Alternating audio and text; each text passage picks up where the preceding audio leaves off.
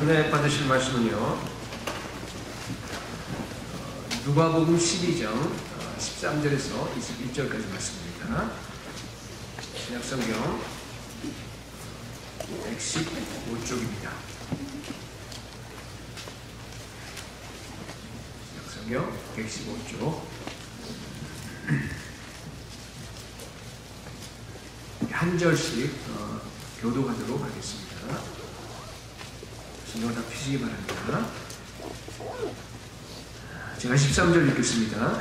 무리 중에 한 사람이 이르되 선생님, 내 형을 명하여 유산을 나와 나누게 하소서 하니, 이르시되 이 사람은 누가 나누게 재판장이나 물건 나누는 자로 세우느냐 하시고, 그들에게 이르시되 삼가 모든 탐심을 물리치라. 사람의 생명이 그 소유에 넉넉한 데 있지 아니하니라 하시고, 비유로 그들에게 말하여 이르시되 한 부자가 그 밭에 소출이 풍성하며 심중에 생각하여 이르되 내가 곡식 쌓아둘 곳이 없으니 어찌할까 하고, 또 이르되 내가 이렇게 하리라.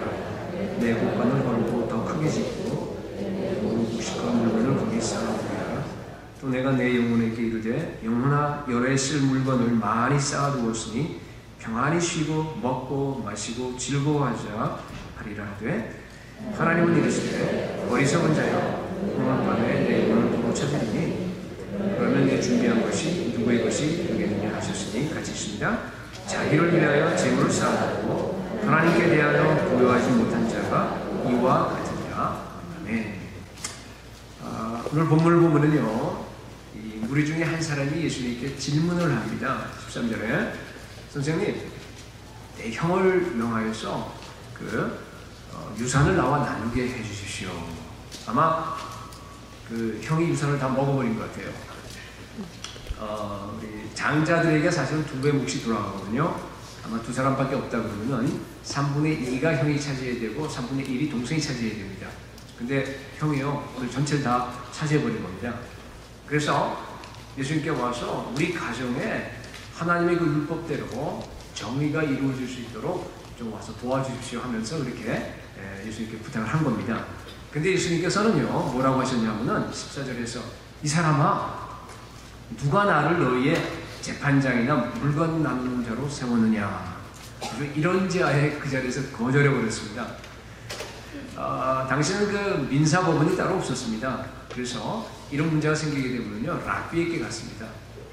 그래서 랍비가 불렀다 이렇게 판결해주는 그런 재판장 역할을 하셨거든요. 그러니까 다른 분들은 예수님을 랍비로 인정도 안 해줘요. 종교 지도자들은. 왜냐하면 정식 그 학교를 안 나왔기 때문에. 그런데 이 사람은 그래도 랍비로까지 인정을 해주고 이렇게 하면은 사실은 예수님 마음이 그냥 참 고맙다 뭐 이렇게 아마 생각을 했을 수도 있었습니다. 그런데 예수님께서는요, 뭐라 그러냐면요, 완전히 거절해 버린 거예요. 왜 예수님께서 이 요구를 거절하셨습니까?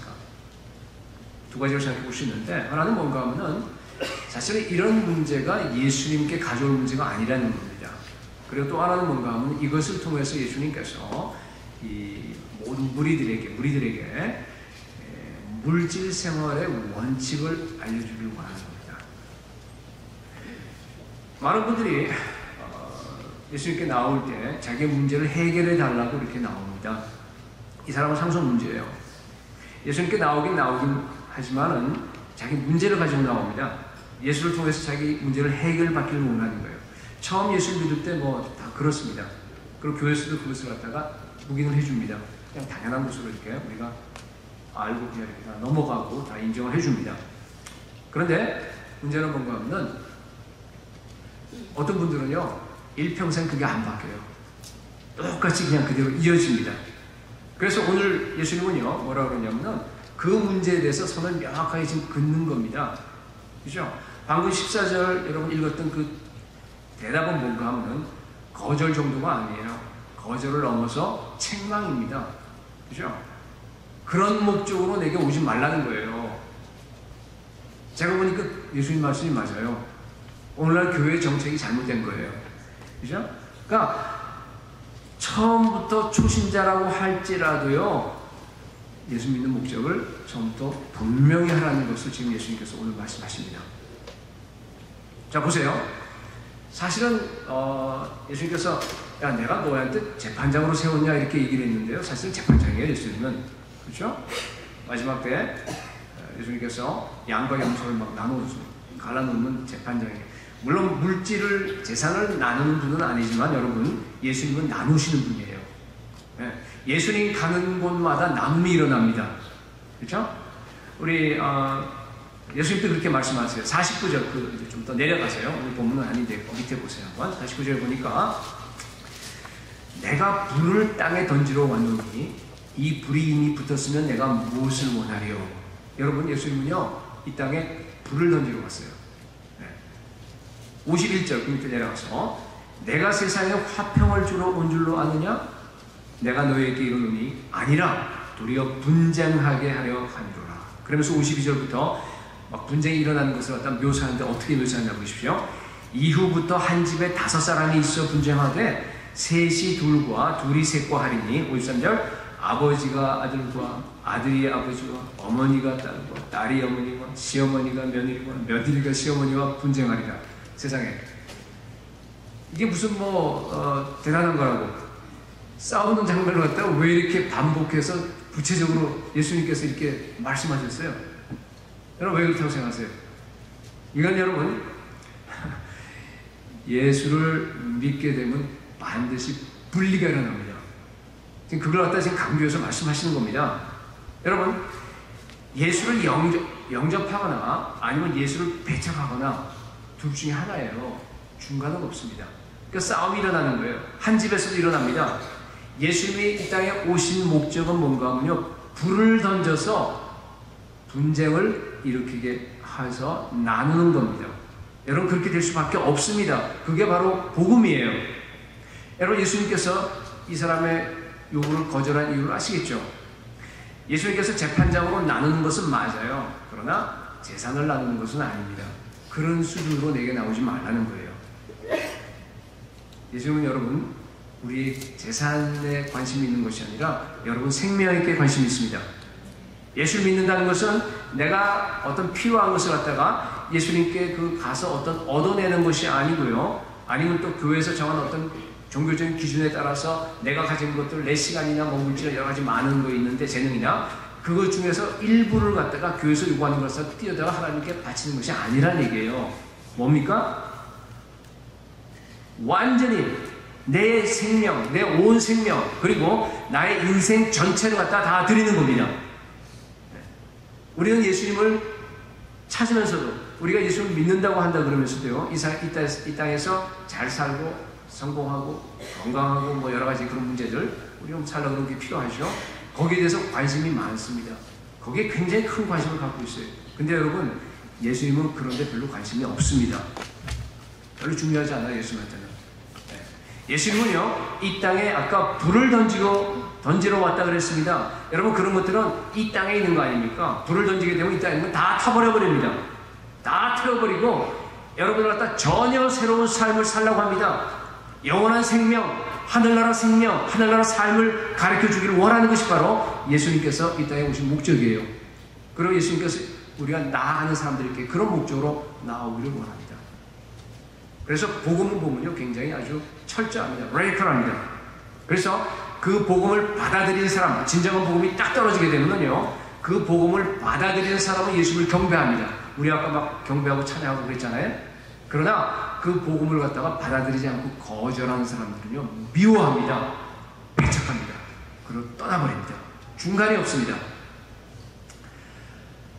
예수님이 거절한 또 하나의 이유는 뭔가 하면요 이제 오늘 주로 이제 여러분들에게 물질 생활에 대한 얘기를 좀 하려고 하는데 그 원칙을 가르쳐 주기를 원하는 거예요. 예수님께서 원하시는 그 물질 생활의 원칙은요 15절에서 말씀하신 거예요. 그들에게 이르시되 아까 우리 한 사람이 물었는데 대답은 누구한테 하냐면 그들에게. 그들은 누군가 하면은 무리들이에요. 여기 12장 처음 나오는데 얼마나 많은 무리가 모였어요. 한번 보세요. 성경을 보면은 12장 1절에 보면 나와 있죠. 그죠? 어떻게 돼? 수만 명이 모였어요. 세상에. 수만 명이 모였어요. 서로 어떻게 됐어요? 말필만큼 됐다고 그래요. 그러니까 엄청나게 많은 무리가 지금 모인 거예요. 그러니까 그 무리들을 향해서 지금 얘기하는 겁니다. 뭐라 그래요? 삶과 모든 탐심을 물리치라. greed.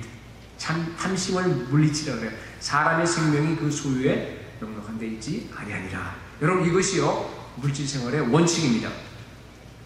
다른 말로 하게 되면은 여러분, 탐심을 버리시고 하나님께서 여러분들에게 주어진 그 경계선 안에 거하시기 바랍니다.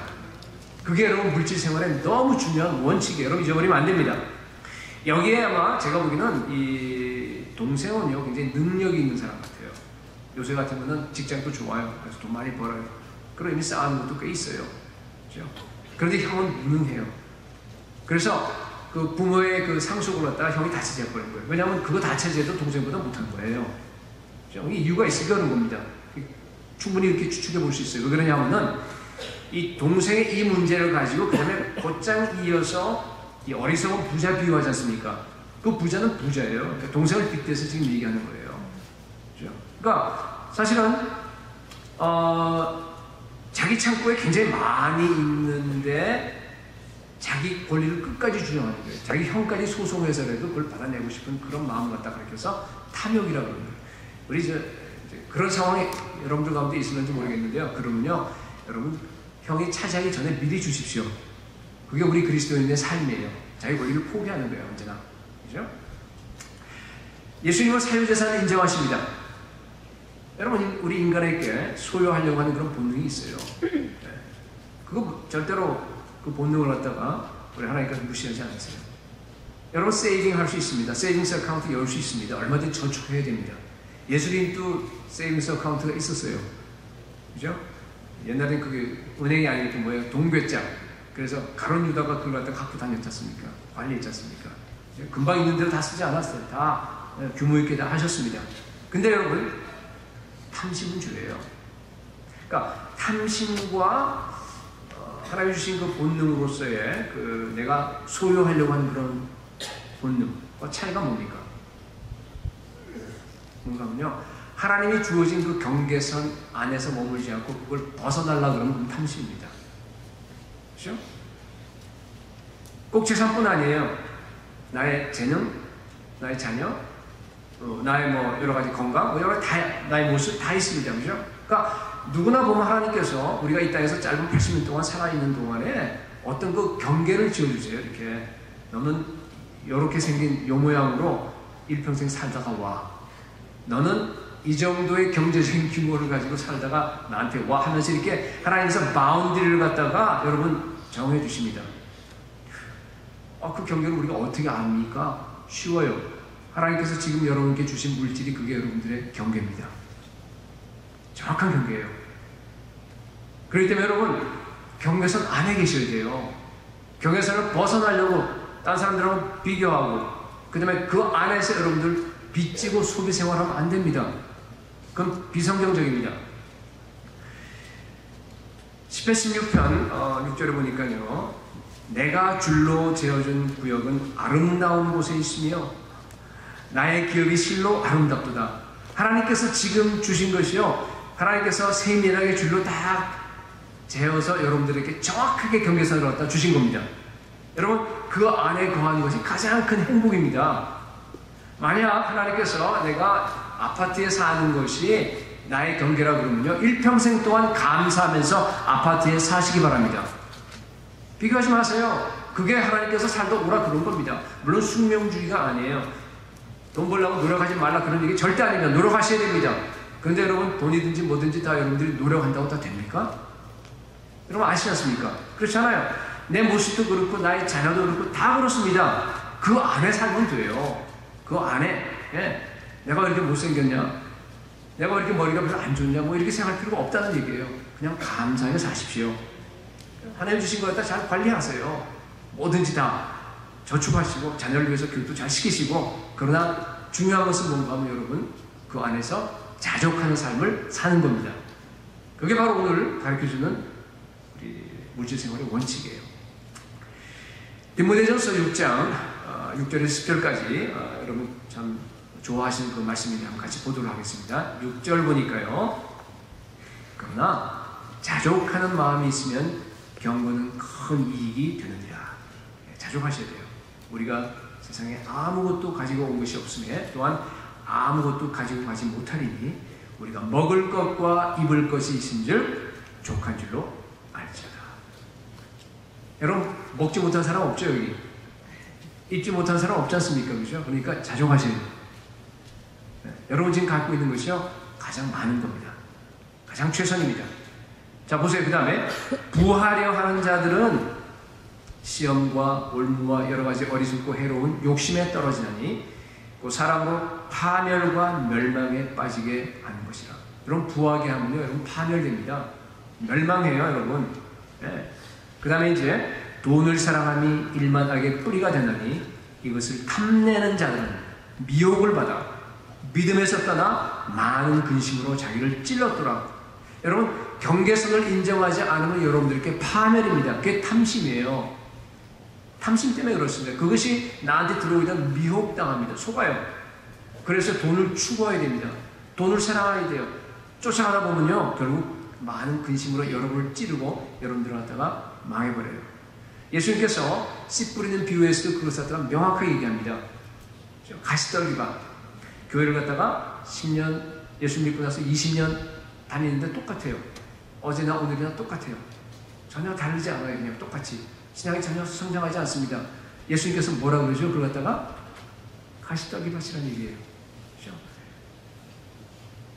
보니까 거기 세상의 염려와 재물의 유혹이요 가시떨기처럼 꽉 내 위를 갖다 덮고 있어갖고요 말씀을 막아버려요. 내가 잘하려고 그러는데 전부 다 그걸 덮고 있어서 못 자라게 하는 겁니다.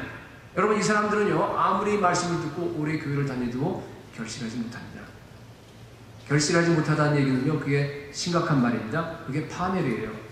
결실하셔야 되는데 하나님께서 때로는 경제적으로 우리를 이렇게 훈련시킬 때가 있는 것 같아요. 굉장히 가난하게 하시는지 굉장히 어렵게 하시는 그럴 때가 있습니다. 그럴 때 여러분 남들하고 비교하지 말고요 비록 가난하지만은 여러분 정체성답게 정말 하나님의 자녀답게 당당하게 살아가시기 바랍니다. 하나님께서 여러분들 테스트하는 중이에요. 테스트하는 중입니다. 그럴 땐 여러분들이요 주님께서 제게 줄로 재어준 그 구역은 아름다운 곳에 있습니다. 그 기업이 실로 아름답습니다. 하나님 감사합니다. 나에게 먹을 것과 입을 것 주시고 지금 이렇게 살아가는 건 너무너무 감사합니다. 하나님을 찬양합니다 하면서요 그때 정말로 하나님이 너가 가지고 있는 그 정체성을 갖다가 제대로 알고 있는가를 갖다 하나님께서 확인하고 싶은 거예요. 테스트하는 중입니다. 그 테스트에 다 합격하시기 바랍니다. 그러면요 하나님께서 그 다음에 어떤 경제적인 축복을 주는지도 몰라요. 그것이 꼭 경제적인 것뿐만 아니라 그랬습니다. 그렇죠?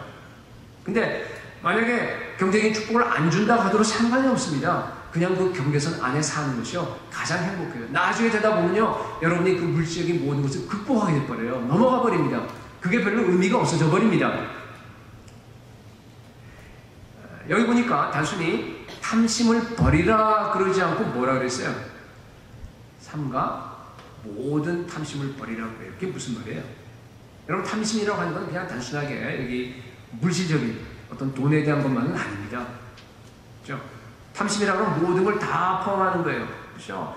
나의 명예, 학벌, 미모, 그리고 또 나의 그 어떤 가문, 나의 지식, 심지어 어떤 성경적인 지식도 탐심에 들어갈 수 있어요. 심지어 여러분 도덕적인 어떤 행위, 하나님께 잘하는 선행, 이 모든 것도 여러분 탐심이 될 수 있어요. 예를 들어서 자기 종업원들에게는 아주 월급을 짜게 줘요. 굉장히 인색하게 하면서 자기가 섬기는, 만약 직분자로 가능합시다. 자기가 섬기는 교회에다가 헌금을 많이 냅니다. 여러분 그 탐심입니다. 왜 그래요? 자기가 속해 있는 그 그룹 안에서 사람들로부터 또 이렇게 인정을 받기 위한 그런 속에 보이지 않는 그러한 탐심이 있기 때문에 그렇게 하는 거예요. 만약 어떤 교회가요 선교나 구제나 이런 데는 별로 이렇게 많이 하질 않고 그냥 자기 몸으로 갖다 잘 유지하고 그것만 한다 그러면 그 탐심입니다. 일종의 탐심입니다. 그렇잖아요? 탐심은 우상숭배입니다. 여러분 모든 탐심을 물리치고 정말로 하나님이 정해준 그 경계선 안에 만족하면서 거하시기 바랍니다. 여러분 늘 제가 말씀드리는데요 하나님은 우리에게 가장 최선 최고의 것을 항상 주십니다. 아멘? 그걸 믿으셔야 돼요. 그게 바로 여러분의 경계선입니다. 그 안에서 언제나 만족하시면서 자족한 삶을 사시길 바랍니다. 자, 두 번째로 두 번째는 뭔가 하면요, 탐심은 우리를 바보로 만든다예요. 좀 적나라하죠. 아까 첫 번째 제가 제목을 얘기하는 것 같은데 첫 번째는 뭔가 하면요, 탐심이 문제다 했어요. 이제 두 번째입니다. 예수님은 이제 16절에 그때부터 시작해서 이 어리석은 부자의 비유를 쭉 이렇게 얘기하십니다. 그죠? 여기 보니까 한 부자가요, 그의 농사에 너무나 풍년이 들어왔습니다. 많이 들어왔어요. 이미 부자예요. 그런데 또 엄청나게 많이 들어오기 때문에 행복한 고민이 생겼습니다. 야, 이걸 어떡하지? 그렇지. 지금 있는 창고를 다 헐어버렸어요. 그리고 나서 큰 창고를 다 지었습니다. 다시. 그리고 나서 그 창고에다가요, 곡식을 쌓았습니다. 그리고 자기가 가지고 있는 재산과 물건을 다 거기다 쌓았습니다. 그리고 나서 19절에 보니까요, 뭐라 그럽니까? 내 영혼아, 여러 해 쓸 물건을 많이 쌓아두었으니 평안히 쉬고 먹고 마시고 즐거워하자. 네, 신났습니다. 그때 20절에 하나님이 나타나서 뭐라 그럽니까? 야, 너 왜 이렇게 어리석냐? 오늘 밤에 내가 네 영혼을 도로 찾을 거야.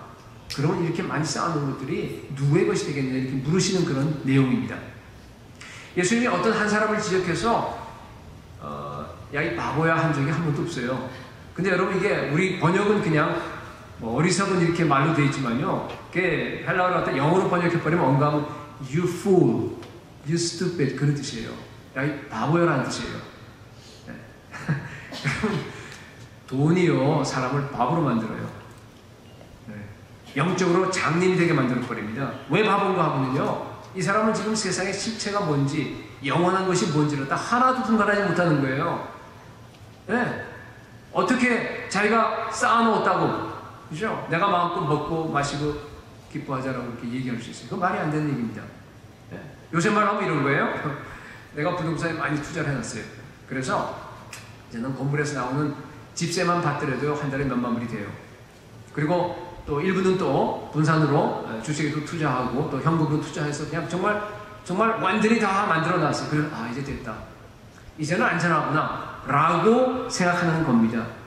그걸 보고 우리 예수님께서 뭐라 하냐, 바보야 그러는 거예요. 그죠? 물론 내가 갖고 있는 재산을 갖다가 하나도 저축하지 않고 다 써버리면 그 사람도 좀 문제가 있어요. 네, 그건 뭐 어리석은 겁니다. 그죠? 그렇지만 이 사람은 뭔가 하면은 자기의 재산으로 자기의 안전을 삼는 거예요. 자기의 재산으로 자기가 위로를 삼는 겁니다. 자기의 만족을 삼는 거예요. 네, 그게 자기 무상입니다. 많이 쌓아놨기 때문에 이제는 됐다라고 그렇게 있는 겁니다. 그걸 얘기하는 거예요. 왜 그런 사람들이 바보입니까? 앞으로 머지않아서 그 모든 재산들이 다 불타버릴 거기 때문에. 그렇죠? 예수님께서 오시면 다 불타버려요, 여러분. 네. 부동산도 마찬가지예요. 다 불타버립니다. 여기 계시록 18장을 여러분 이제 보시게 되면요, 거기 나와 있는 게 바벨론이라고 되어 있는데, 바벨론 성이 나오는데 거대한 시장 경제 시스템이에요. 완전히 다 불타버리고 망가져버려요. 다 부셔집니다.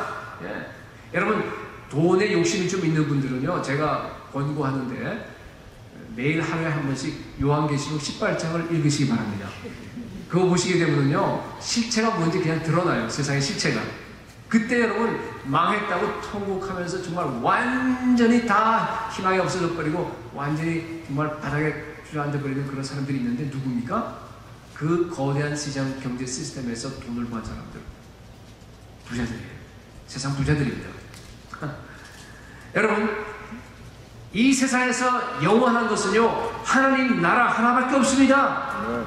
여러분, 그걸 정말로 믿는다고 한다 그러면요, 여러분들이 돈을 벌어서요, 하나님 나라에다 쌓아두는 것이 가장 현명합니다. 가장 안전해요.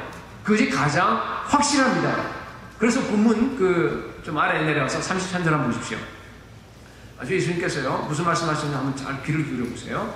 33절, 너희 소유를 팔아 구제하여, 이런 말이 나와요.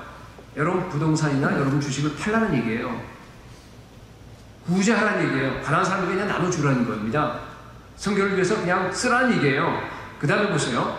낡아지지 아니하는 배낭을 만들라. 우리 번역이 잘못됐는데 배낭이 아니에요. 이건 뭔가 하면은 지갑이에요. 옛날에 돈을 넣는 돈주머니 있죠, 그죠? 그게 purse란 뜻이에요.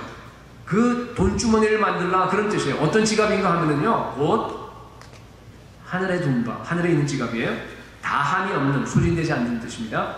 보물이니. 그죠? 보물이래요. 내가 소유를 팔아서 나눠주게 되면요, 하늘에 지갑이 생기는데 그 지갑이 나의 보물이래요. 거기에는 도둑도 가까이 하는 일이 없고 좀도 먹는 일이 없느니라. 예수님께서요, 이 돈에 대해서 설교를 하시는데요, 정말 제가 보니까 잔인하리만큼 돌직구예요. 정말로 그냥 막 직접 얘기해 버립니다. 이런 생각을 했습니다. 예수님께서 이런 말씀을 여기서 안 하셨는데 만약에 제가 이런 설교를 여러분들께 했다고 가정해 보십시오. 어떻게 되겠어요? 제가 수습할 수 없을 겁니다. 그죠? 여러분, 그걸 아시고 예수님께서 이렇게 말씀하신 것 같아요. 영원한 것에 투자하지 아니하고 다 타버릴 이 땅의 것에 투자하는 사람들이 가장 바보입니다. 여러분, 많던 적던 상관없이요, 여러분의 소유를 팔아서 하늘나라 지갑을 만드시기 바랍니다. 아멘 하신 분들은 정말 대단하신 분입니다. 네, 그대로 되길 바랍니다. 그런데 여러분, 이상하게 돈만 벌면요 바보가 돼요. 이상해요. 그렇죠? 영적인 실체가 참 흐려지는 것 같아요. 교회 안에도요 보면은 너무나 많은 사람들이 돈에 대해서만은 세상 생각과 똑같이 갖고 있어요. 다른 거는 영적인 것은 영적인 대로 다 가지고 있어요. 근데요, 그거하고 돈의 세계는 이게 따로 돕니다. 이거 완전히 이혼해 버렸어요. 제가 보니까 많이 그래요. 여러분, 세상 가치를 그냥 그대로 받아들여서요, 뭐라 그러냐면요, 돈을 쌓았기 때문에 자기가 안전함을 느낍니다. 돈이 있기 때문에 자기가 자유함을 느낍니다. 자유함을 느껴요. 그죠? 해외여행, 휴가 마음대로 다녀요. 고급 식당 마음대로 다닐 수 있는 자유가 있다고 생각합니다. 천만에. 여러분, 진리가 우리를 자유케 합니다. 돈은 오히려 그 진리 대신 예수 그리스도를 볼 수 있는 눈을 갖다가 흐려버립니다. 예. 여러분, 오히려 돈은요, 여러분의 자아를 부풀려요. 예수님은 자아를 깨라고 하고 십자가를 지라 그러는데요, 여러분, 돈이 많은 사람들은요, 절대로 자아가 죽어들지 않습니다. 그건 불가능합니다. 왜냐하면 세상 사람들이 그냥 내버려 두지 않기 때문에, 어디 가든지 자아를 부풀리도록 이렇게 만들어버리기 때문에. 하늘나라 세계관과는 전혀 반대예요. 위험합니다. 그런데요, 신자들은 가만히 보면은 딴 건 모르고 돈에 대해서만은요 완전히 세상을 그대로 따라합니다. 여러분, 아무리 내가 자기를 부인하고 십자가를 진다 하더라도 여러분 안에 있는 그 돈의 권세, 돈의 횡포가 깨어지지 않으면 절대로 여러분 예수님 따를 수 없습니다. 여러분, 자아가 깨지지 않습니다. 사실 제가 물질에 대해서 이 설교를 준비를 하면서 제가 이걸 해야 되나 안 해야 되나 굉장히 고민을 많이 했어요. 예수님을 영접하지 않은 분들은요, 오늘 설교 들으면서 오해할 수도 있습니다.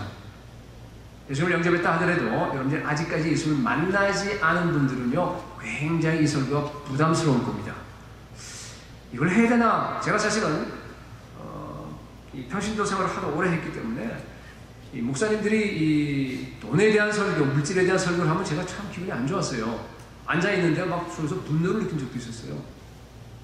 그래서 저는 제가 이렇게 쭉 보니까 8년 동안 이 교회에서 이제 목회를 하면서 여러분께 설교를 했는데, 제가 한번 뒤져봤어요. 쫙 보니까요, 물질에 대한 설교를 2번 했는데 그 2번도 굉장히 간접적으로 했더라고요. 네. 근데 성령께서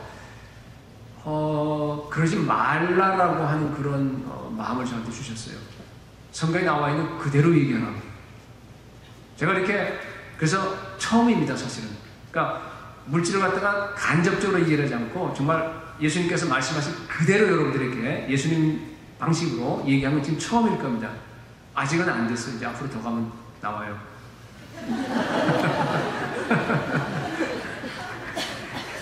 사실은 그래서 제 상처 때문에 여러분들에게 지금까지 진리를 정하지 못한 그런, 사실 제 책임도 느꼈다는 그런 걸 제가 고백을 하고요.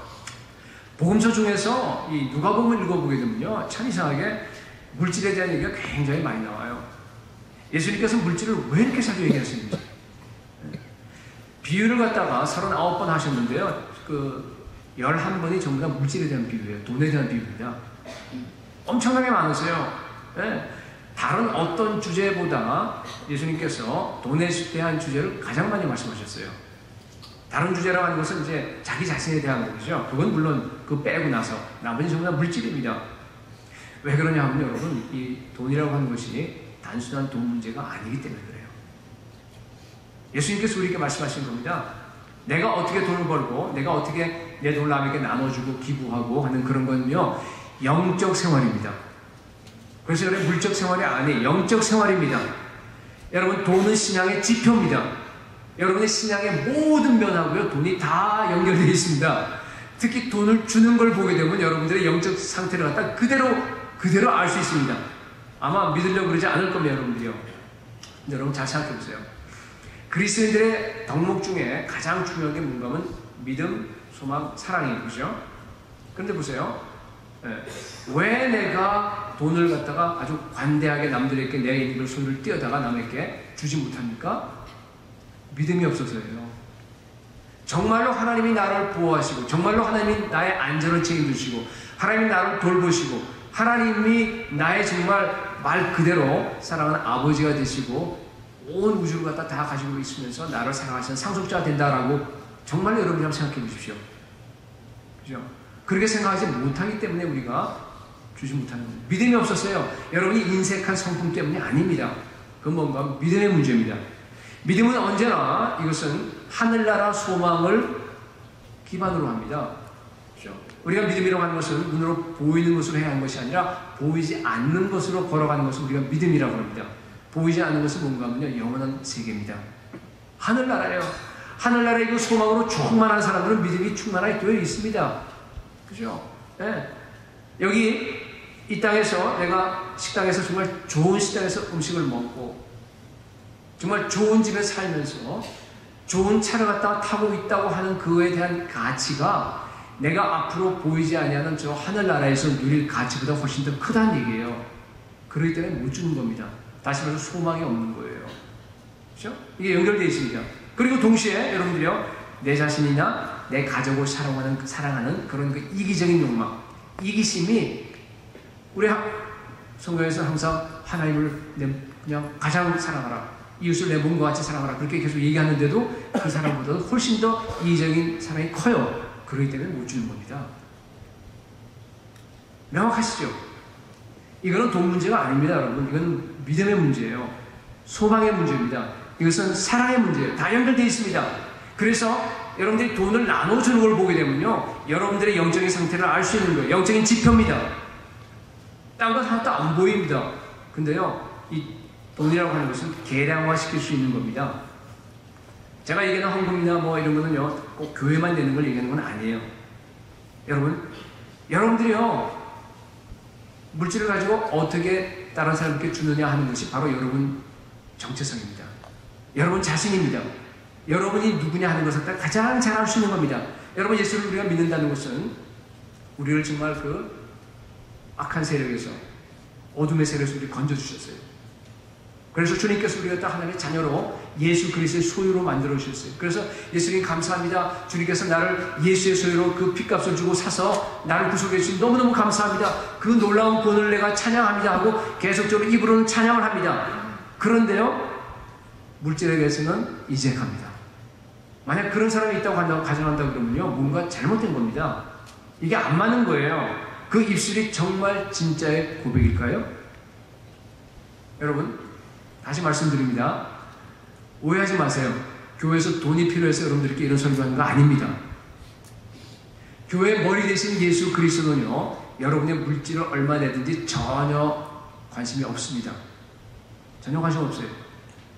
근데 목사님, 저는 전혀자를 빼면 전혀 관심 없지는 않은 것 같아요. 뭐 그렇다는 거짓말이고, 저도 관심 없으려고 애를 씁니다. 그런데 여러분, 그 물질이 우리의 마음을, 예수 그리스도를 향한 우리의 사랑을, 우리의 믿음과 소망과 사랑을 갖다가 표현하는 것이기 때문에 예수님께서 그 연보에 대해서, 그 돈에 대해서 관심이 있는 겁니다. 그래서 여러분, 예수님께서 돈에 대해서 그렇게 자주 얘기하신 겁니다. 그런데 오늘날 성도들은 보면은요, 세상 사람들하고 똑같이, 여러분 세상 사람들 보면은 다른 건 몰라도 이 돈에 대해서는 철저하게 프라이빗합니다. 그렇죠? 오늘날 세상 사람들 어떤 분이 그런데 참 동감을 했어요. 여러분, 이 섹스에 대해서는 차라리 프라이빗하지 않아요. 이제 세상 사람들 세대가 막 공개적으로 막 얘기해요. 듣는 것도 막 낯뜨거운데. 그리고 상대방이 정말로 원한다 그러면요, 그냥 줘요. 근데 여러분, 돈은요 완전히 프라이빗해요. 아무리 상대방이 원해도 안 줍니다. 왜? 프라이버시이기 때문에. 네? 완전히 세상은 그렇게 바뀌어버렸습니다. 네? 왜냐하면 예수님께서 그럴 수밖에. 왜냐하면 그것들이 자기 신이에요. 물질이 신입니다. 그죠? 예수님께서 분명히 말씀하셨어요. 너희가 하나님과 물질을 겸하여 섬기지 못하다는데, 그 물질의 그 원어가 뭔가 만몬이에요. 만몬. 만몬이라는 얘기는 만몬 신을 얘기하는 겁니다. 예수님도 물질을 신이라고 얘기했습니다. 여러분, 세상은 그런데 우리 예수님은 어떻게 가르치세요? 완전히 반대예요. 완전히 반대입니다. 세상은 너 미래를 향해서 쌓아놓아. 무조건 많이 쌓아. 그것이 너의 권력이야. 너의 힘을 늘려라. 돈이 말한다. 그러면서 그렇게 얘기를 하는데, 예수님께서 뭔가 하면요, 너 창고 비워버려. 가난한 사람에게 나눠줘. 구제해. 그걸 갖다가 하늘에다 쌓아. 그렇게 얘기를 합니다. 여러분, 왜 그렇게 얘기하겠어요? 예수님께서. 네? 그것이 바로 우리가 그리스도인이 되었다는 것을 갖다가 하나님과 세상에 보여줄 수 있는 증거이기 때문에 그래요. 네? 그렇습니다, 여러분. 보세요, 한번. 세상 사람들이 자기 신이라고 생각하는 것, 가장 프라이빗하다고 생각하는 것 갖다가 예수 믿는 사람들이요 막 나눠줘요, 남들에게. 세상 사람들이 보면 뭐라고 생각했어요? 저 사람 미쳤구나. 그죠? 그렇게 생각합니다. 아니, 어떻게 자기 신을 나눠줄 수 있어요, 여러분? 그건 불가능한 얘기입니다. 예수가 뭐길래, 도대체 그리스도인이 어떤 사람들이길래 우리하고 전혀 다른 삶을 살까 하고 여러분 충격받습니다. 그게 바로 초대교회였어요. 사도행전 4장, 6장 이렇게 보게 되면요, 여러분 아시다시피 유무상통하셨습니다. 자기 있는 걸 다 팔아서 다 이렇게 나눠서 그 교회에서 다 이렇게 가난한 사람들께 나눠줬습니다. 그걸 보면서요 충격받은 거예요. 믿지 않는 사람들이. 물론 사도들의 그 성령 충만한 설교 때문에 3,000명, 5,000명씩 회심했습니다. 하나님께 돌아왔어요. 맞습니다. 근데 그것만은 아니에요. 뭔가 하면은 성도들의 삶을 본 겁니다. 그 삶 때문에 충격받고 다 안으로 들어오게 된 겁니다. 여러분, 말로 아무리 우리가 복음을 갖다 잘 증거한다 그러더라도요, 그건 한계가 있습니다. 그걸로 되지 않습니다. 여러분들이 복음을 살아내시기 바랍니다. 삶으로 보여주셔야 돼요. 그래서 바깥에 있는 사람들이 놀라야 됩니다. 예. 여러분, 정말로 성령 충만하게 되면요, 여러분 속에 있는 그 가장 깊은 곳에 핵심에 있는 정말 금강석처럼 딱딱해서 절대로 깨어지지 않는 그 자아까지도 깨어집니다. 그게 탐심이에요. 자아와 탐심은 붙어있어요. 여러분, 그게 바로 성령의 능력입니다. 여러분, 내 안에 돈 문제 그리고 탐심의 문제가 해결되지 않으면요, 여러분의 신앙은요 개념에 불과합니다. 그냥 공중에 떠 있습니다. 그렇지 않습니다. 아직 예수 그리스도가 나에게 실체가 되지 않았다는 증거입니다. 예수 믿고 돈의 권세에서 해방되시기 바랍니다. 돈의 그런 횡포에서 해방되시고 자아가 깨어져 버리고 정말로 자유함을 누리시기 바랍니다. 세 번째, 해결책입니다. 자, 그러면은 어떻게 할 것인가? 하나님에 대해서 부요한 자가 되라라는 것이 이제 여러분들께 설명하려고 하는데, 21절 보십시오. 자기를 위하여 재물을 쌓아두고 하나님께 대하여 부요하지 못한 자가 이와 같은 이라 그랬습니다, 여러분. 이와 같은 이라 뭐가 무슨 말입니까? 아까 앞에서 생각했듯이 바보라는 얘기예요. 그죠? 네. 설교에서 바보라는 얘기를 자주 쓰니까 좀 이상하네.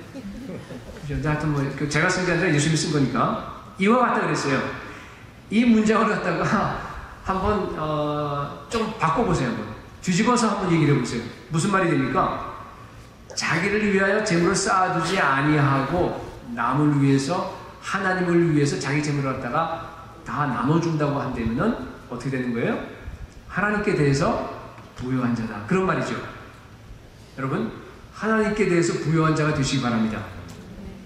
자, 우리 누가복음 보면은요 12장, 14장, 16장이요 예수님께서 재물을 갖다가 집중적으로 말씀하신 그 장입니다. 여러분 집에 와서 찾아서 쭉 읽어보세요. 누가복음 16장에 보시게 되면은요 불의한 청지기 비유가 나옵니다. 아마 여러분 다 아실 겁니다. 불의한 청지기 비유.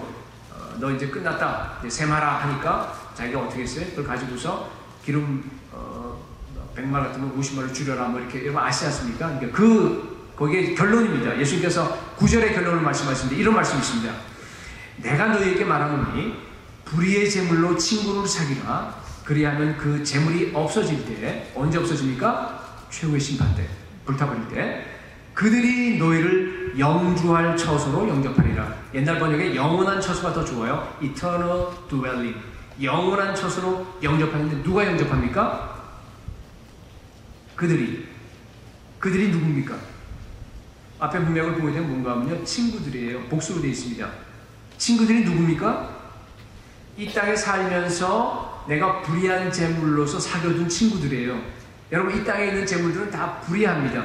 어차피 공중권세 잡은 자들이 다 이렇게 지배하고 있는 그런 것들이 굉장히 많기 때문에 불의하다고 표현한 거예요. 모든 재물이 다 불의합니다. 그런데 불의한 재물을 가지고서 여러분 친구를 사귀시기 바랍니다. 얼마든지 사귈 수 있습니다. 그런데 중요한 것은요, 이 친구가 나중에 어떻게 해요? 여러분들 갖다가 천국으로 영접해 들어간대요. 여러분, 이게 무슨 말이에요? 친구라는 건 지금 의인화된 거예요. 그죠? 의인화된 겁니다. 진짜 사람이 아닙니다. 뭔가 하면요, 내가 이 땅에 있으면서 그 불의한 재물로서 하나님 나라를 위해서, 다른 사람을 위해서 구제하고 쓴 모든 것을 여기서 지금 의인화시켜서 친구라고 표현한 거예요. 선교에 기부하고 구제에 쓰고 교회에 바친 모든 것들. 그것이 나를 영원한 천국으로 인도해 나간다고 지금 예수님이 말씀하신 겁니다. 여러분, 예수님께서 비유법을 쓰겠었지만 굉장히 노골적이에요. 너무 노골적 아니에요 지금? 아니 여러분, 우리가 믿음으로 구원받아서 하늘나라 가는 거예요. 근데 예수님은 여기 뭐라 그래요 지금? 그 말씀을 하시는 게 아니라 뭐라 그래요? 네가 구제하고 너가 선교 내고 너의 그 재물을 가지고서 나눠준 그것이 친구가 돼서 그것이 너를 갖다가 천국으로 이끌어 나갈 거다. 그렇게 말씀하시는 거예요. 왜 그런 말씀을 하세요? 네? 왜냐하면요, 만약 정말로 믿음이 있다고 그러면은 여러분들이 예수님의 말씀에 순종할 거예요. 그런데 돈의 권세를 예수님께서 미리 아셨습니다. 복음을 위해서 그 권세를 깨뜨릴 줄 아는 사람들만이 정말로 믿음 있는 사람이라는 뜻이에요. 믿음이 있으면 이렇게 순종한다, 그런 뜻입니다. 그런 사람이 결국은 아까 말씀드렸듯이 하나님께 대하여 부요한 자가 되는 겁니다. 와, 예수님이 정말 너무 원색적이에요. 그죠? 자, 더 원색적인 게 나와요. 누가복음 14장에 나와요. 14장 12절서부터 14절까지. 사실 이 내용은 제가 전에 이해하지 못했던 내용이에요. 근데 이번에 설교를 하면서 제가 준비를 하면서 이게 보니까 재물에 대한 교훈이에요. 전 놀랐습니다. 누가복음 14장 12절 한번 보십시오.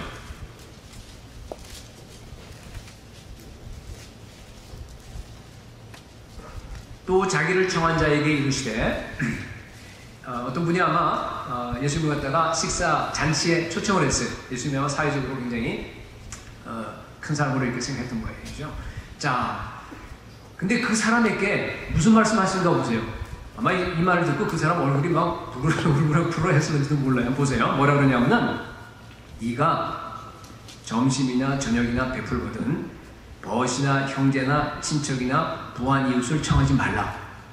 두렵건대 그 사람이 너를 도로 청하여 네게 갚음이 될까 하노라. 이게 무슨, 사람들이 왜 잔치에 초청을 합니까? 왜 여러분이 식사 대접 비싼 걸 갖다가 합니까? 옛날에 먹는 게 굉장히 귀했습니다. 그렇죠? 그래서 잔치를 연다는 건요, 엄청난 거금이 들어갑니다. 네, 이건 뭐 대단한 지출입니다. 이건 대단한 지출입니다. 근데 그렇게 하는 이유는 뭔가 하면 서로 인맥을 쌓는 거예요. 옛날 시대가 다 그랬으니까, 우리 한국처럼 나중에 도움을 받을 수 있었기 때문에 서로 인간관계에 또 이렇게 서로 잘 알아서 나중에 거기에서 정말 뭔가 나에게 관계를 맺어 도움이 되기 위해서 사실 투자하는 겁니다. 그래서 남들을 대접하는 거 아니에요. 그죠? 그런데 예수님 뭐라 그러세요? 그러지 말라는 얘기예요. 그런 게 필요 없다 그렇게 얘기하는 건 아닙니다. 잘 보세요. 그 다음 절에 나와요. 어떤 말씀을 하시는 거예요? 예수님께서 13절 보십시오. 잔치를 베풀거든 차라리 가난한 자들과 몸 불편한 자들과 저는 자들과 맹인들을 청하라. 이런 사람들을 청하래요. 14절에 그리하면 그들이 갚을 것이 없으므로 네게 복이 되리니 이는 의인들의 부활 시에 네가 갚음을 받겠습니다. 여러분, 그리스도인이 되는 것은요 정말 참 특별한 거예요. 우리가 복음을 받아들이고 예수를 믿는다고 하는 것은요 완전히 세상 가치와 반대가 되는 겁니다. 세상 사람 살아가는 거하고 완전히 반대입니다. 거꾸로 살아가요. 잔치를 거대하게 베풀어서 그 엄청난 투자를 해서 그런 다음에 그것을 갖다가 뭐예요? 가난한 사람들에게 그냥 주라는 얘기예요. 여러분, 이게 무슨 말씀이에요? 이해관계자 없이 무조건 그냥 너의 재산을 떼어다 나눠주라, 그런 뜻이에요. 어느 정도 수준으로 나눠주라는 겁니까? 여러분, 지금 예수님께서 말씀하신 게 바로 이거의 핵심이에요. 이 비유의 핵심은 뭔가 하면요, 어느 정도로 내가 남들에게 줘야 되냐, 그겁니다. 지금 어느 정도로 줘야 돼요? 내가 이해관계자들에게 거대한 돈을 들여서 잔치를 베푸는 그 수준으로 나눠주라, 그런 뜻입니다. 그 수준으로 구제하래요. 그 수준으로 선거하랍니다. 다른 말로 여러분, 내가 지금 생각하고 있는 것보다는요 엄청나게 많은 것을 나눠주라, 그런 뜻이에요. 한국에는 이 부조가 굉장히 그 많은 그 지출을 차지한다 그래요, 그죠? 옛날에 시대 보면 좀 그랬는데, 그죠? 결혼한다, 뭐 여러 가지 그게 친구들이 워낙 많고 뭐 주위 사람이 많으니까요, 그게 대단합니다. 한 달에 차지하는 게, 그죠? 뭐 요새 옛날에는 5만 원 그랬죠. 요새는 보니까 뭐 기분이 10만 원 되더라고요, 전부 다. 그리고 좀 괜찮으면 또 뭐 한 30만 원, 50만 원 줘야 돼요. 가서 다 이렇게 하는데. 그럼 어떻게 하겠어요? 그러니까 돈이 이제 많이 들어갑니다. 접대비 많이 들어갑니다. 뭐 옛날에는 또 이렇게 뭐 교육비 이렇게 많이 들어가지 않았을 테니까 아마 요새 얘기하면 부조비, 그 다음에 접대비, 교육비, 아마 이런 게 가장 클 겁니다, 우리. 그죠? 그러니까 지금 요새 얘기하는 건 그거예요. 그러니까 오늘날 바꿔버리면, 네가 그것을 갖다가 못하는 한이 때는 먼저 너의 가진 재산을 갖다가 이웃에게 나눠주라는 얘기예요. 가난한 사람에게 나눠주고, 선거에 쓰고, 교회 헌금 다 하라는 얘기예요. 저는 아무리 그게 아닌 걸로 보려고 제가 이걸 읽어도요, 그거예요. 여러분, 그렇지 않아요? 여러분, 가서 다시 한번 읽어보세요. 제 말이 믿기지 않으면. 예수님께서 왜 이런 비유를 썼을까? 그죠? 네. 여러분, 하나님의 나라에 드리는 그 연보나 그 모든 것들은요, 내가 쓰고 남는 거 드리는 거 절대 아닙니다. 뭐예요? 여러분들이 우선적으로 여러분의 그 안에서요, 메이저 포션이 돼야 돼요. 메이저 포션으로 먼저 하나님 나라를 드리고 나서 그 다음에 남는 걸로 여러분이 생활하셔야 돼요. 이 비유입니다. 그게 바로 그겁니다. 저도 사실 이 비유를 가지고 그걸 알게 이번에 처음 깨달았어요. 물론 뭐 이제 마케도니아 교회에 그런 여러 가지 모범 같은 거 있는데 보니까, 마케도니아 교회 이런 분들이 그게 모범이 아니라 예수님께서 말씀하신 걸 그냥 순종한 것이구나 하는 것을 제가 이번에 깨달았습니다. 네. 여러분, 이들이 언제 보상받아요? 언제 보상받아요? 하늘에 쌓아둔 걸 갖다가 아까 의인의 부활 시에, 그죠? 14절에 나오죠. 이는 의인들의 부활 시에 네가 갚음을 받겠습니다. 그게 그리스도인들이에요. 하늘나라 소망을 가지고 사는 뜻입니다. 그게 그냥 개념적으로 살고 있는 것이 아니라 여러분의 물질 생활에 반영이 되어야 됩니다. 여러분, 제가 지금 8년 동안에 처음으로 이런 설교를 합니다. 지금 처음이에요. 이런 설교 들어본 적 없죠, 과거에. 그죠? 네. 처음으로 여러분께 말씀드립니다. 보세요. 여러분 아시다시피 예수님은 구약의 11조를 인정하셨습니다. 생명의 삶에 다 배웠으니까 누가복음 11장에 나와요. 42절 말씀에. 근데 여러분, 그것은 최소한의 기준입니다. 옛 언약 성도들, 구약 시대에 살던 사람들이 그냥 최소한을 하는 게 그중. 새 언약은 달라요. 새 언약 시대에서는 여러분 11조란 말이 안 나와요. 예수님께서 11조 인정하신 그것만 나오고 그 다음에 사도들도 한 번도 얘기한 적이 없어요. 11조에 대해서 얘기한 적 없습니다. 왜 그래요? 예수님께서 이미 복음서에서 11조가 아니라 그걸 다 깨뜨려버리고 뭐예요? 메이저 포션을 갖다가 하나님께 드리려고 하는 것을 갖다가 이미 다 말씀하신 것이 명확하기 때문에 그렇습니다. 그죠? 네. 12장, 14장, 16장이 바로 그 얘기입니다. 여러분, 예수님께서 왜 그렇게 하셨을까요? 예수님께서 왜 그렇게 아주 그냥 직설적으로 정말 잔인하니만큼 그렇게 막 원색적으로 이런 식으로 물질에 대해서 우리에게 말씀하지 않으면 안 되었습니까? 물론 우리가 새 언약을 알아요. 새 언약에 대해서 예수님께서 우리를 위해서 뭘 주셨냐 이런 걸 알게 되면 당연하게 답이 나옵니다. 뻔한 얘기예요. 그죠? 그렇지만은 그거 말고 다른 각도에서 한번 보니까요. 저는 이렇게 생각했어요. 예수님께서 우리가 바보가 되는 것을 원하지 않기 때문이에요. 아까 우리 봤잖아요. 탐심을 버리지 않으면 바보가 됩니다. 어리석은 부자와 전혀 다를 바가 없어요. 그런데 여러분, 탐심을 깨뜨릴 수 있도록 예수님께서 우리에게 훈련시킬 줄 수 있는 유일한 길이 뭔가 하면 너의 갖고 있는 재산을 팔아서 나눠주라는 얘기예요. 내가 갖고 있는 그 정말 피와 같은 그런 생명과 같은 그런 신과 같은 그걸 갖다 잘라서 주란 얘기예요. 먼저 주란 얘기입니다. 그것도 많이. 그게 바로 내 자아를 깨뜨린 거라는 거예요. 그게 바로 예수를 닮는다는 겁니다. 예수님은 그것만 줬어요? 여러분 다시 얘기합니다. 교회 돈을 갖다 내라는 얘기 절대 아닙니다. 교회 안 내셔도 괜찮아요. 그냥 여러분들께 진리만 얘기하는 겁니다. 돕는 여러 가지 단체들이 굉장히 많이 있어요. 또 그중에서 복음적인 단체를 찾으세요. 반드시. 그래서 나눠줘도 괜찮아요. 그 교회에다 내라는 법은 아닙니다. 교회 내셔도 괜찮고요. 우리 교회는 되도록이면 일반 관리비나 이런 걸 다 줄이려고 그래요. 여러분 여러 건물 안 살려고 그랬어요. 이 사는 거 별로 원치 않았습니다. 전혀. 모든 헌금 들어오면 아주 쓰고 아껴서 쓰고 나머지 다 보내는 게 우리 교회 목적이에요. 처음부터 그랬습니다. 처음부터 앞으로도 그럴 겁니다. 우리가 도와야 될 때가 너무 많아요. 지금 북인도 우리 여기 보세요. 그냥 우리 지금 선교하고 있는 그곳에요. 지금 너무나 많이 필요해요. 그분들이 정말 일부러 우리가 하고 그래서 우리의 삶을 이렇게 바꿔가면서 이제 하자고 이제 벌써 몇 년 전에 됐는데 여러분 참 많이 참여해 주셔서 감사드려요. 여러분 앞으로 더 하나님 말씀에 순종하시기 바랍니다. 근데요 억지로 순종하면 안 돼요. 안 하는 것보다 못합니다. 억지로 순종은 안 하는 게 좋습니다. 연보의 원리는요 자발적이에요. 기쁨으로 드리는 겁니다. 어떻게 우리가 이렇게 할 수 있습니까? 복음을 깨달으셔야 돼요.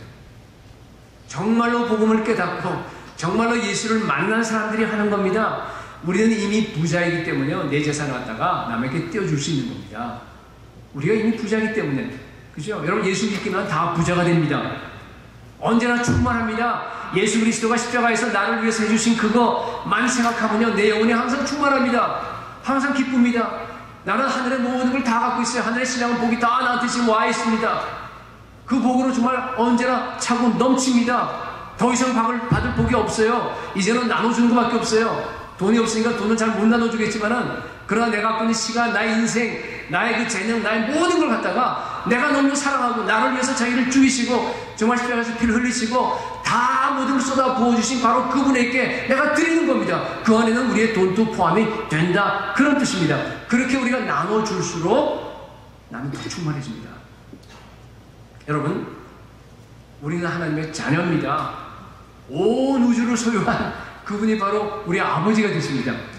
그분이 바로 우리를 사랑하십니다. 나는 상속자입니다. 여러분 이것이 떠있는 소리가 아니라 정말로 믿게 된다 그러면요. 오늘 제가 설교한 그거는요. 그건 당연한 얘기예요. 그냥 상식 얘기예요. 고린도전서 3장 21절에서 23절 그런즉 누구든지 사람을 자랑하지 말라. 그러니까 물질은 물론 사람까지 자랑하지 말라 이런 얘기예요. 왜 그래요? 만물이 다 너희 것임이라. 여러분 만물이 다 우리 것임을 믿습니까? 네. 이 지구상에는 모든 부동산이 다 내 겁니다. 모든 건물이 다 내 겁니다. 네. 온 우주가 다 우리 겁니다. 그죠? 바울이나 아볼로나 게바나 세계나 생명이나 사망이나 지금 것이나 장래 것이나 다 너의 것이요. 너희는 그리스도의 것이요. 그리스도는 하나님의 것입니다. 여러분 우리는 부자입니다. 예수 그리스도의 피로서 우리가 의롭게 함을 받았습니다. 우리는 왕입니다. 우리는 제사장이에요. 거룩한 나라입니다. 그의 소유된 백성입니다. 예수 그리스도 때문에 그렇게 된 겁니다. 그래서 예수 그리스도가 가장 나에게 중요합니다. 정말로 예수 그리스도가 나에게 가장 중요한 것을 우리가 아까 찬양했다고 그랬는데 이것을 갖다가 우리가 테스트할 수 있는 방법이 있어요. 뭔가 하면요. 예수 그리스도 외에 세상에 어떤 것이라도 필요하다 그러면 주님께 드릴 수 있는가, 마음껏 내가 포기할 수 있는가 그걸 보면 알아요. 거기엔 물질도 들어가 있습니다. 우리에게는 돈이 보배가 아닙니다. 예수 그리스도가 보배입니다. 미래의 안전이나 안락함이나 휴가나 뭐 여러 가지 그런 것들이 우리에게 가치가 있지 않습니다. 우리에게 가치가 있는 것은 오직 예수 그리스도 한 분밖에 없습니다. 내게 가장 귀한 분이 바로 예수 그리스도입니다. 여러분, 모든 탐욕을 버리고 하나님께 대해서 부유한 자가 될 수 있기를 소원합니다. 오직 예수 그리스도 한 분만 정말로 믿고 철저히 그분만 의지하면서 그분이 꿈꾸고 있는 그 나라, 그 비전을 갖다가 나도 가지고 함께 동참하면서 이 마지막 때 거룩한 주님의 신부로서 주님의 그 비전을 이루어드리는 저와 여러분이 될 수 있기를 예수 그리스도의 이름으로 축복합니다. 우리 다 일어나셔서 찬양하겠습니다. 날 대속하시는 예수께